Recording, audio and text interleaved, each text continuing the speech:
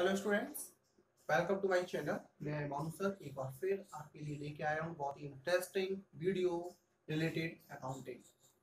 आपका सब्जेक्ट है और इसमें फर्स्ट चैप्टर आपका जो चल रहा है इंट्रोडक्शन टू अकाउंटिंग, वो आपका बहुत ही इंपॉर्टेंट चैप्टर है क्योंकि पूरी अकाउंटिंग उसी पर बेस्ड है। मींस एक जनरल थ्योरी उसमें दी हुई है और उसी सीरीज में मैं आज का जो वीडियो आपसे डिस्कस करने वाला हूँ उसमें अकाउंटिंग के डिसएडवांटेजेस और एडवांटेजेस में दोनों चीजें आपसे डिस्कस करूंगा। मींस अकाउंटिंग कितना फायदेमंद है और अकाउंटिंग के कौन कौन से नुकसान है, ये दोनों चीजें मैं आपसे डिस्कस करने वाला हूँ। स्टार्ट करने से पहले मैं आपको एक चीज क्लियर कर दूं कि वीडियो को एंड तक जरूर देखें क्योंकि एंड तक देखने के बाद ही आपको कंक्लूजन देखने को मिलेगा कि कितना आपको समझ में आया, कितना अच्छे से एक्सप्लेनेशन आपको मिल रहा है। दूसरा कि अभी तक अगर आपने मेरे चैनल को सब्सक्राइब नहीं किया है तो please subscribe my channel, like कर दीजिए, दोस्तों के साथ शेयर कर दीजिए, बेल आइकन प्रेस कर दीजिए जिससे कि आपको रेगुलर मेरी वीडियोस मिलते रहें।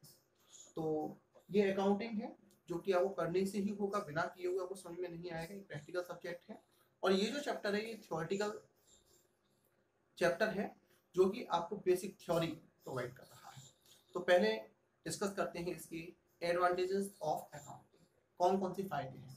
काफी सारे फायदे हैं यूं कहे तो अकाउंटिंग के, लेकिन जो मेन एडवांटेजेस अगर देखे जाएं जो आपको पता होने ही चाहिए वो कौन कौन से एडवांटेजेस हैं। पहला एडवांटेज है financial information about business. Business क्या है, बिजनेस में हम कौन कौन से ट्रांजेक्शन्स रिकॉर्ड करते हैं ये आपको सब कुछ पता है ऑलरेडी। तो एक बार शॉर्ट में मैं आपको क्लियर कर दूं कि बिजनेस रिकॉर्ड या accounting record only financial transaction, केवल फाइनेंशियल ट्रांजेक्शन्स को रिकॉर्ड करता है, जो इसके लिए बहुत ही फायदेमंद है। मींस नियर फ्यूचर अगर किसी भी बिजनेस का परफॉर्मेंस देखा जाता है तो वो उसके केवल फाइनेंशियल जितना उसकी स्ट्रेंथ है उससे देखा जाता है, मेजर किया जाता है। तो financial information about business, business की फाइनेंशियल इंफॉर्मेशन को पता करते हैं कि कितना ट्रांजेक्शन आपने किस डेट में, पर्टिकुलर डेट में किया, मींस गुड्स सेल करने से रिलेटेड, परचेज करने से रिलेटेड, बिजनेस कब आपने स्टार्ट किया, आपने कितना डिस्काउंट ऑफर किया, ये सारी इंफॉर्मेशन केवल अकाउंटिंग ही दे सकता है। तो एक हुआ ना यूजफुल। तो ये इसका सबसे बड़ा फायदा है। दूसरा है असिस्टेंस टू मैनेजमेंट। असिस्टेंस अभी बताया था मैंने आपको, हेल्प करना, मैनेजमेंट की मदद करता है। किस तरीके से? अगर मैनेजमेंट को कोई भी डिसीजन लेना है रिलेटेड कोई भी नया बिजनेस प्रोजेक्ट के रिलेटेड, या हो सकता है कोई भी अपने ट्रांजेक्शन के रिलेटेड, तो वो सारी इंफॉर्मेशन केवल अकाउंटिंग ही मैनेजमेंट को प्रोवाइड करता है। और कहते हैं कि राइट टाइम राइट डिसीजन अगर ले लिया जाए तो सक्सेस ज्यादा दूर नहीं होती। ठीक है, ये सभी पर अप्लाई होता है। इससे थोड़ा हटके बात कर लेते हैं। ठीक है, कि अगर आप अभी से अपनी थोड़ा सा डिसीजन ले लेते हैं, प्लान अच्छे से कर लेते हैं तरीके से, अगर हर एक सब्जेक्ट को बराबर वेटेज देके आप पढ़ते हैं तो आपका जो रिजल्ट होगा वो बहुत ही अच्छा जाएगा। चलिए नेक्स्ट है आपका रिप्लेस मेमोरी। रिप्लेस मेमोरी का मीनिंग क्या है कि इसमें बिजनेस टाइम टू टाइम कुछ ना कुछ अपने अंदर चेंजेस लेके आता है। पहले बिजनेस का लुक कुछ और था जब बिजनेस स्टार्ट किया था, पता है न्यूली बॉर्न बेबी जब होता है तो छोटा सा बच्चा होता है, उसके बाद धीरे धीरे कर करके वो बड़ा होता है। तो इस तरीके से रिप्लेस मेमोरी मींस स्टार्टिंग में जो बिजनेस था वो किस तरीके से छोटा बिजनेस था और चलते चलते एकदम से बड़ा बिजनेस ये हुआ। ठीक है, किस किस तरीके से इन्होंने कौन कौन से डिसीजंस लिए थे, वो सारी मेमोरी रिप्लेस करते हैं। नेक्स्ट है फैसिलिटेट्स कंपैरेटिव स्टडी। अब कंपेयर किस में होता है? कंपेयर कम से कम किस में होता है? दोनों के बीच में होता है, कम से कम दो।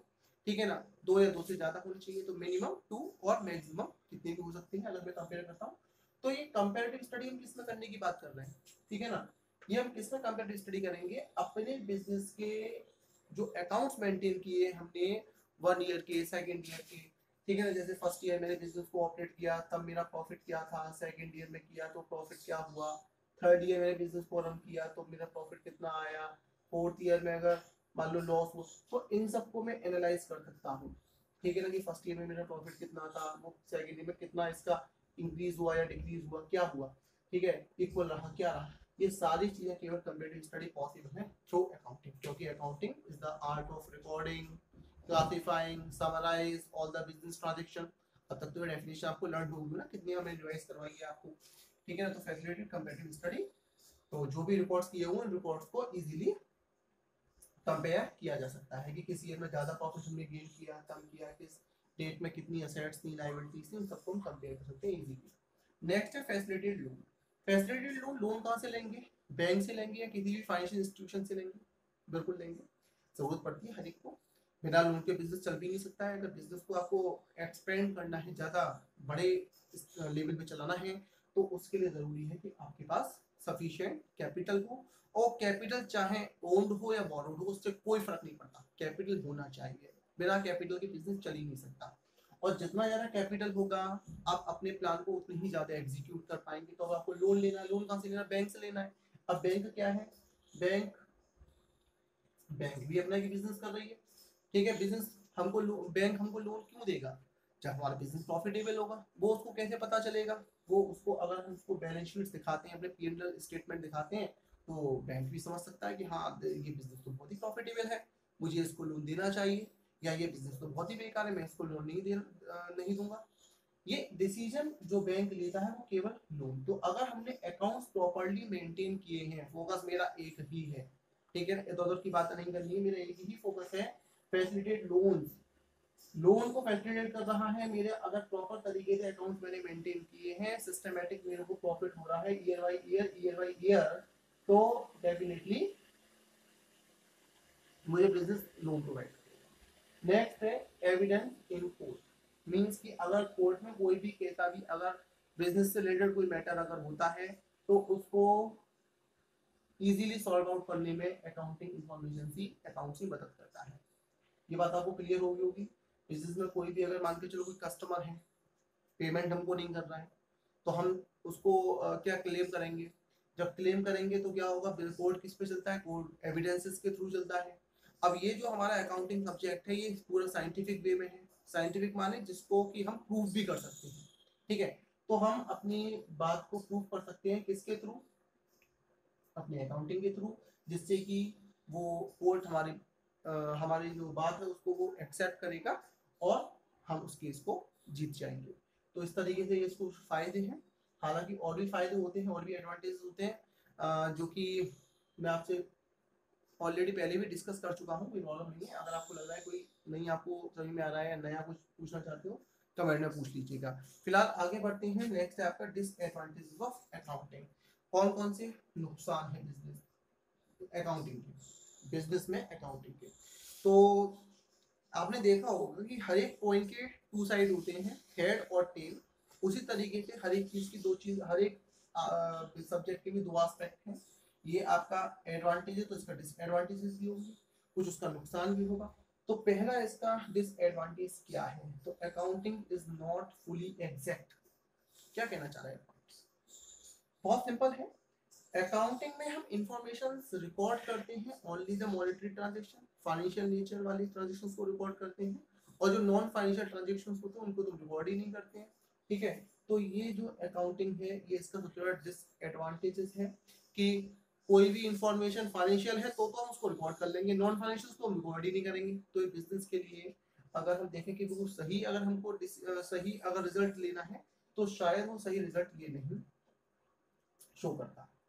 सेकंड मैंने लिया हुआ accounting does not indicate the realisable value.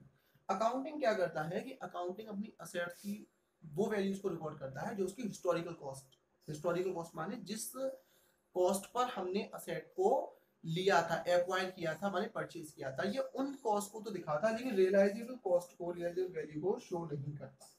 तो ये इसका एक ड्रॉबैक हुआ। भाई कोई चीज मैंने 1 लाख रुपीज की परचेज की थी, मैं उसको अभी 1 लाख दिखा रहा हूँ, अभी 1 लाख दिखा रहा हूँ। भाई मैंने उसको यूज भी किया, डेप्रिसिएशन भी लगा, मार्केट फैक्टर है, बहुत सारे फैक्टर्स होते हैं, उसकी वजह से उसकी वैल्यू तो हमेशा कम हो रही होगी ना। और रियलाइजेबल वैल्यू कौन सी होती है? वो वैल्यू जिस पर कि अगर मैं किसी भी असेट को, पर्टिकुलर असेट को बेचता हूँ, तो उसके बदले में मिलने वाला जो पैसा होता है उसको रियलाइजेबल वैल्यू कहते हैं, ठीक है। तो ये अकाउंटिंग जो है वो रियलाइजेबल वैल्यू शो नहीं करता, जो इसका अकाउंटिंग का सबसे बड़ा ड्रॉबैक है। नेक्स्ट है अकाउंटिंग में लीड टू विंडो ड्रेसिंग, और ये अलग से क्वेश्चन बनता है विंडो ड्रेसिंग का। ये आपको पता होना चाहिए, ये तो पता होना ही चाहिए। अकाउंटिंग का सबसे बड़ा डिसएडवांटेज है विंडो ड्रेसिंग, और ये अकाउंटिंग भी इस चीज को बहुत ज्यादा बढ़ाता है। होता क्या है विंडो ड्रेसिंग? विंडो ड्रेसिंग का मतलब है कि अपने जो आपके जो फैक्ट्स हैं, बिजनेस के फैक्ट्स हैं, उन फैक्ट्स को साइड करके कुछ और दूसरे फैक्ट्स दिखा देना।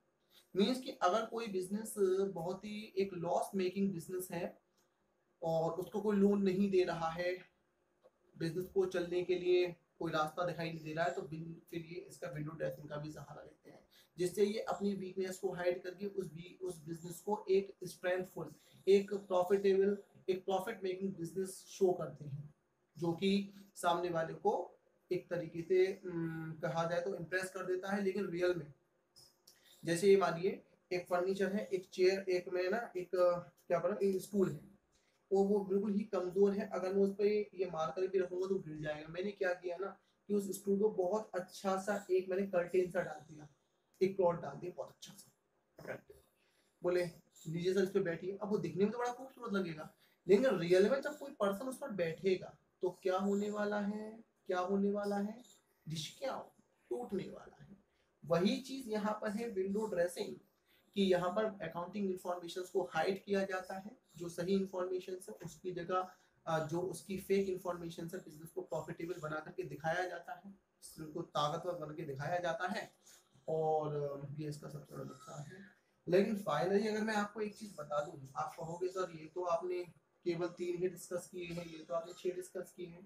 भाई सिंपल सी बात है, फायदे ज्यादा हैं, नुकसान कम है, ठीक है ना। हर एक अगर इसके नुकसान ज्यादा होते तो फिर हम इसको सब्जेक्ट को स्टडी ही क्यों करते ना, है ना। तो इसके फायदे ज्यादा, साइड में थोड़े से नुकसान है, डिसएडवांटेजेस हैं, डिस्कस किए हैं आपसे। कोई अगर और आपको डिसएडवांटेज पूछना हो तो मेरे कमेंट सेक्शन में आप पूछ सकते हैं। उम्मीद है वीडियो आपको समझ में आया होगा, नहीं समझ में आया है तो एक बार दोबारा से इसको देखिए, और इसके शॉर्ट नोट्स मैं बार बार आपसे कह रहा हूँ, शॉर्ट नोट्स आप इसके सेल्फ लिखिए, नोट्स के चक्कर में मत फंसिए, नोट्स मैं भी आपको प्रोवाइड कर रहा हूँ, लेकिन जो नोट्स आप अपनी सेल्फ स्टडी के बेसिस पर क्रिएट करेंगे, बनाएंगे, वो ज्यादा आपके लिए हेल्पफुल होंगे, ठीक है। तो जो भी मैंने अभी आपको समझाया तुरंत वेट मत करिए, ठीक है ना। अगर आप लेजीनेस में आ जाओगे तो फिर नहीं समझ में आएगा, इसको समझ में आ गया ना, इसको हाथ के उठाइए, अपनी कॉपी उठाइए, इसको लिखिए, और फिर इसके बारे में क्या होता है 2 दिन लिखिए, ठीक है। और एश्योरिटी अगर मुझे चाहते हो देना तो एक जल्दी इसके फोटो क्लिक करके भेज दीजिए कि देखिए सर मैंने आपको एक्सप्लेन किया, ठीक है। मिलते हैं नेक्स्ट वीडियो में बहुत ही इंटरेस्टिंग कुछ और अकाउंटिंग टर्म्स के को लेकर के। Thank you.